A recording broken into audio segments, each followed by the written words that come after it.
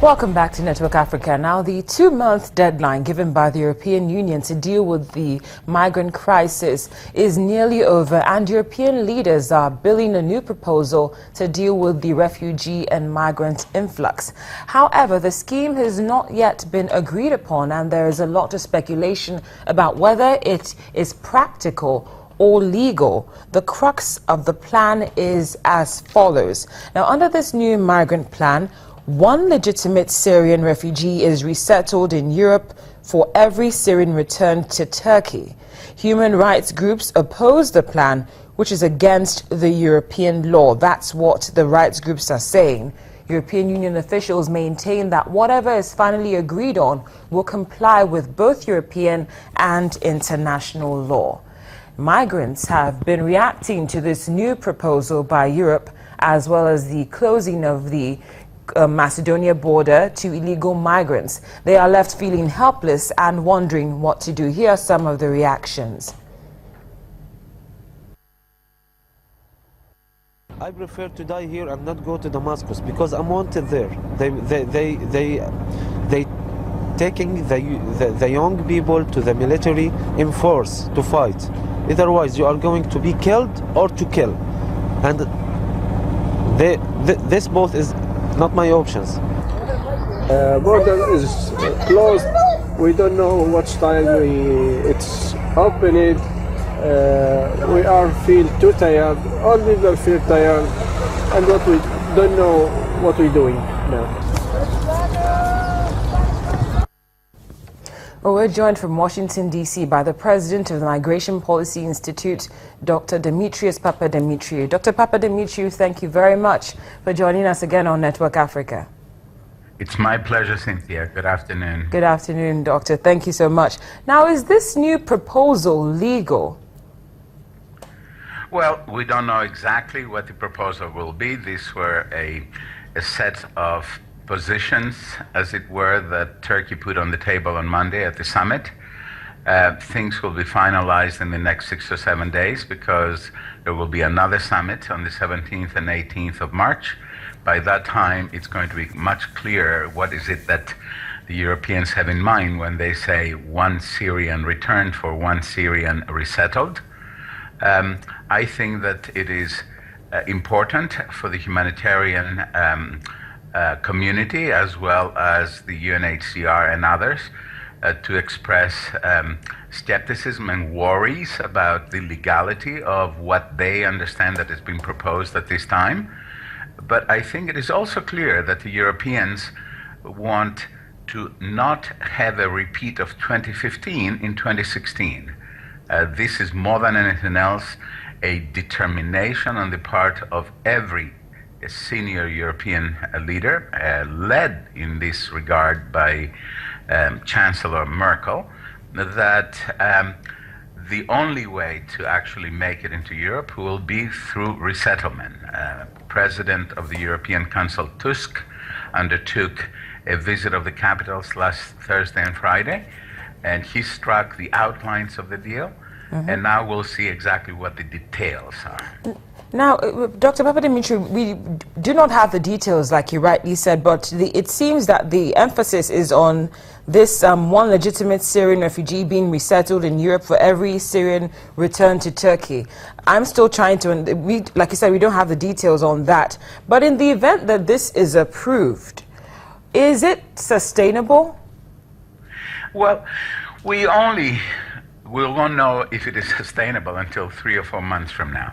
Yes. The idea there is to actually reduce both the numbers that come to Europe, but also the chaotic way in which they come to Europe.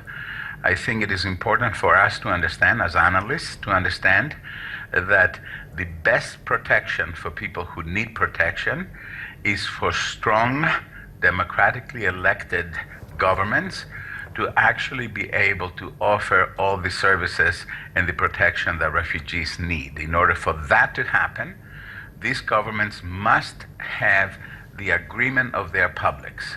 And the problem that the European nations are facing is that the European publics are now moving further and further away from the stance of their leaders on this.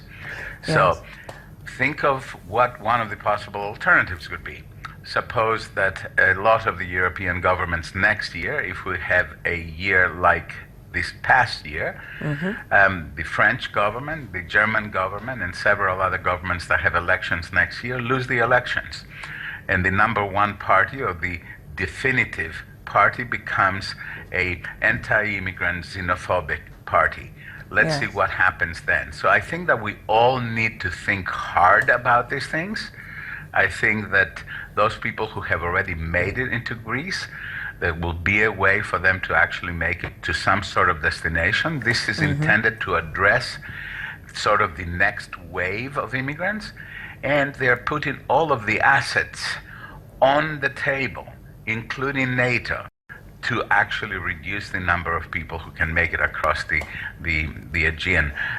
People have not paid enough attention to the very fact that one of the missions of the NATO ships, the Navy, in the Aegean, is to actually return people to Turkey that are still in Turkish territorial waters. That does not violate the letter of international law. Well, Dr. Papadimitriou, okay, I'm sorry. Carry on. No, that's quite all right. Please go ahead. Okay. This has been an interesting 2 weeks. First of all, last week, Mr. Donald Tusk said that migrants should not make that trip to Europe because it wasn't worth it. And now, analysts are saying with this new proposal that is still, we still don't have the details, it's a demonstration that the EU cannot deal with the crisis. What do you make of that, of what's happening this week and the statement made by Donald Tusk? Can the EU actually handle this crisis, or is it throwing in the towel? I think it is throwing in the towel to a certain degree. I think the European leaders, and particularly Frau Merkel and her allies, are recognizing that certain things that they had hoped for are not going to happen. There will be no European solution to the crisis. They will not be able to have recalcitrant member states of the European Union agree to a pan-European solution. They also know that if they do not reduce dramatically the numbers of people who are coming in, and in the manner in which they are coming in, they're going to lose their support of their publics. And they're trying to find and test different ways of trying to reduce the number of people who are coming on board. And things are already happening. Afghans are being sent back. In other words, if you will, and I'll put this in quotes, the permissiveness of the past, whereby an awful lot of people from far too many places were getting some sort of a protection in Europe, this is going to be tightened, and it's going to be tightened significantly. And this also will put enormous pressure on the European member states, working with the Americans and others, to actually work much harder about stabilizing Syria. Please note, I didn't say putting Syria back together again. I'm talking about reducing, slowing down the deterioration. Mr. Erdogan has talked about safe zones. Nobody has so far a taste for that, the stomach for that, but I suspect that 6 months from now, we may actually find the stomach for it and start creating safe zones.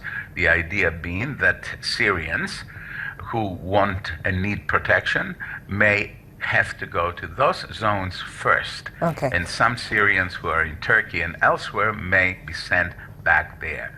I think this is a point in time that we're going to remember as a last attempt on the part of the Europeans to stay within the law, doing the right thing, and at the same time address the fact that they are losing their publics on this issue.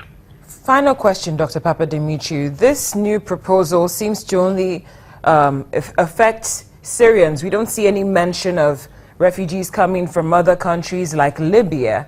So what's in it for, what do you reckon might be the plan for the rest of the other migrants coming from other countries like Libya? Thank you you have done your homework extremely well, as always, Cynthia. Yes, so far we're talking about Syrians. But if you look at the actual, sort of minutes of the negotiations and all that, the word Iraqi is beginning to appear also. So it may also include Iraqis. And the focus is on Turkey, but whatever it is that we do with Turkey, and if we succeed, those things are going to be, in a sense, reproduced for Syrians and others who are in Jordan and Lebanon. Now, your question is the smart question. What about the Ethiopians or Nigerians or others who are trying to also, who in the past 3 or 4 months have also found their way into the Aegean and through the Aegean into Europe? And what happens to the South Asians, that have been coming in significant numbers? Afghans, for instance, is the 3rd largest group that made it into Europe last year. I suspect that the standards for these people are going to be tightened. I suspect that we're going to see very fewer grants of protection for these people. And I suspect if the Aegean route essentially gets shut down, we're going to see people going back to their old habits, which is trying to come through the central Mediterranean. So I expect that Italy will get many more people if this plan works out.